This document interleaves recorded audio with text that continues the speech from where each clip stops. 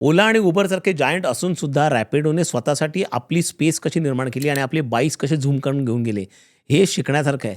एका बाजूला ओला, उबरसारखे market leader, त्यामुळे कोणीही रॅपिडोमध्ये पैसे टाकायला तयार नव्हते. त्यामुळे अरविंद ज्यावेळी आला मार्केटमध्ये रॅपिडोची आयडिया घेऊन आणि आधीच त्याचं एक स्टार्टअप फेल झालेलं होतं, द कॅरियर म्हणून.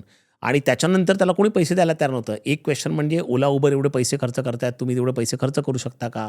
त्यांच्या कॉम्पिटिशनमध्ये उभे राहू शकतात का? आणि दुसरा महत्त्वाचा क्वेश्चन म्हणजे ही जी बाईक टॅक्सी आहे, हा कॉन्सेप्टच मुळात भारतात चालेल का? कारण एखादी स्त्री दुसऱ्या एका परपुरुषाबरोबर बाईकवरती बसून राईड करेल, हा कॉन्सेप्टच सिक्युरिटीमुळे होणार नाही. या एक्झॅक्टली बिलीफला रॅपिडोने चॅलेंज केलं. रॅपिडोने पहिल्यांदा अत्यंत चांगले सिक्युरिटी नॉर्म्स बनवले. त्यांनी पिन ही आयडिया काढली आणि त्याच्यामुळे पूर्ण राईड त्यांनी ट्रॅक केली. त्याच्यामुळे कॉन्फिडन्स आला स्त्रियांना. दुसरी महत्त्वाची गोष्ट म्हणजे त्यांनी पिंक बाईक नावाचा प्रकार काढला. म्हणजे वुमन टॅक्सी, बायकर्स, आणि त्याच्यामागे स्त्रियांना एक कॉन्फिडन्स निर्माण करून दिला आणि त्याच्यानंतर हळू ती राईड सुरू झाली.